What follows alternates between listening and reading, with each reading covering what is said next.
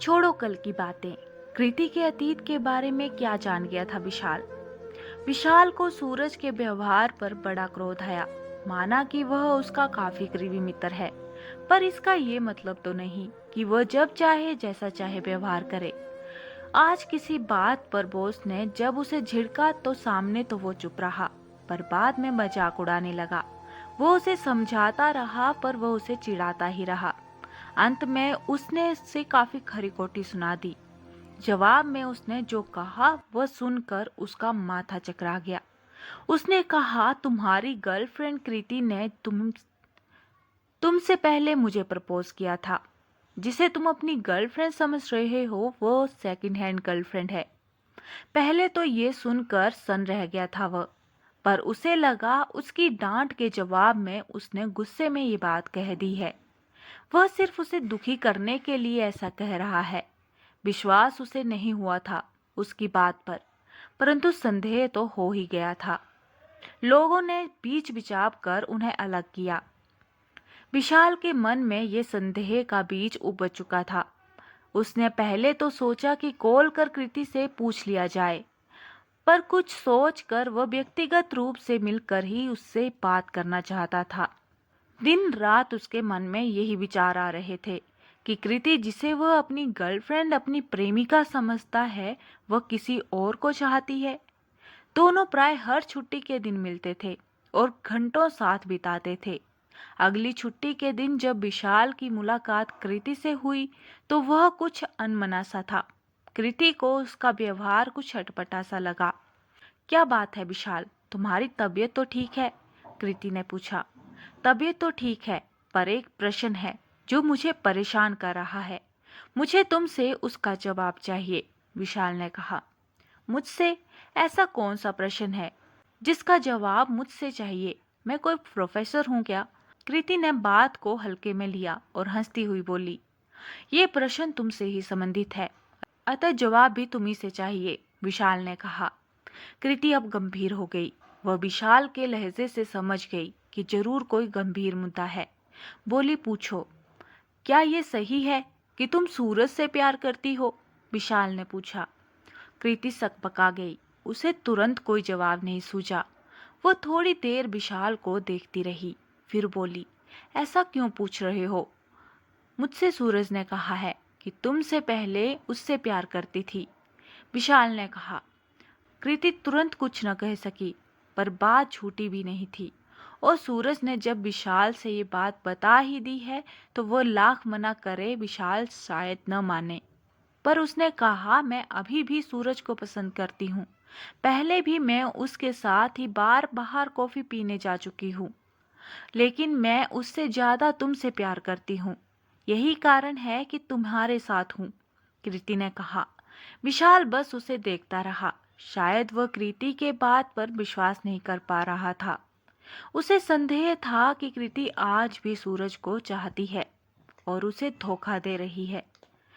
वह अनमना सा कृति के साथ घूमता रहा। कृति हमेशा की तरह उसके हाथ को अपने हाथ में लेकर चलती तो वह अपना हाथ खींच लेता।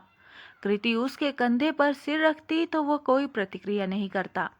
पहले दिन तो कृति ने कुछ नहीं कहा, पर बाद में भी जब विशाल का व्यवहार ऐसा ही रहा तो उसने उसे समझाया कि किसी को पसंद करना और किसी से प्यार करना अलग अलग बात है। मैं सूरज को और कई लोगों को पसंद करती हूँ। उनके साथ कभी कभार कॉफी पीने मूवी देखने भी जाती हूँ, पर प्यार मैं तुमसे ही करती हूँ।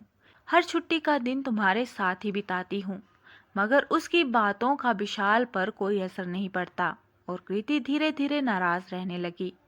विशाल भी उससे दूरी बनाकर रहने लगा। इस बीच सूरज ने विशाल से माफी मांग ली और दोनों फिर से पहले की तरह ही रहने लगे। पर कृति के प्रति विशाल के मन में अभी भी वही नाराजगी की भावना थी। उसके मन में उसके साथ ब्रेकअप करने का विचार आने लगा। वैसे एक मन ये भी कहता था कि कृति की बात को वह मान ले और उसके साथ पहले की तरह जीवन बिताए, पर पता नहीं क्यों वह इस बात के लिए कुछ ही देर तक तैयार होता था।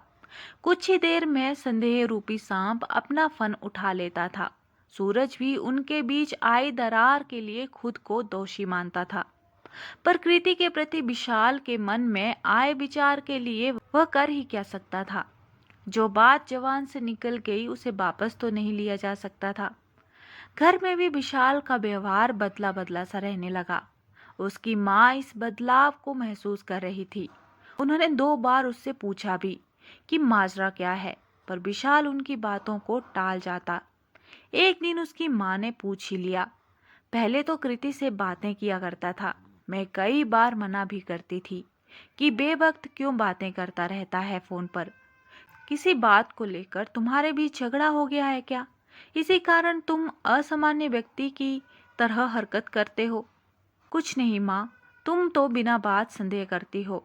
विशाल ने टालना चाहा, पर माँ के बार बार जिद करने पर उसे बताना ही पड़ा कि माजरा क्या है। इस पर उसकी माँ ने उसे समझाया, वो जो कह रही है तुम्हें मानना चाहिए। आखिर क्या बचा है तुम्हारे पास उसकी बात नहीं मानने का? वह तुम्हारे दोस्त के बारे में क्या विचार रखती है इससे क्या मतलब है। इस बात से मतलब रखो कि वह तुम्हारे बारे में क्या विचार रखती है। और फिर एक बार सोचो कि जब तुम अपने दोस्त को माफ करके उसके साथ सामान्य संबंध रख सकते हो, तो फिर अपनी प्रेमिका के साथ सामान्य संबंध क्यों नहीं रख सकते? आखिर वह तुम्हारे साथ है तो किसी कारण से ही है, और दूसरा कारण क्या हो सकता है? इसके अलावा कि वह तुमसे प्यार करती है, वह पढ़ी लिखी है, आत्मनिर्भर है, तुम्हारे ऊपर आश्रित नहीं है, फिर भी वो तुम्हारे साथ क्यों है? तुम्हारी उदासीनता को सहते हुए भी। तुम दोनों बेशक हो, मिल बैठ कर बातें करो, एक दूसरे को समझो। विशाल अपनी माँ को देखे जा रहा था। कितनी सुलझी हुई बात कह रही थी। वो विशाल की माँ ने कहना जारी रखा, कैसे अपने संबंध को मजबूत बनाना है, इस पर विचार करो। विशाल के मन में कृति के प्रति जो कड़वे विचार थे वो धीरे धीरे मधुर होते गए। उसने फैसला लिया कि वह इस बात पर ध्यान देगा कि अभी दोनों का एक दूसरे के प्रति क्या नजरिया है। भूतकाल की बातों को अपने बीच नहीं आने देगा। तो दोस्तों, इस कहानी के बारे में आपकी क्या राय है, हमें कमेंट बॉक्स में ज़रूर बताएं। और ज़्यादा से ज़्यादा शेयर और लाइक कीजिएगा। और अगर चैनल पे नए हैं तो इसी तरह की और कहानियाँ सुनने के लिए चैनल को सब्सक्राइब करना ना भूलें।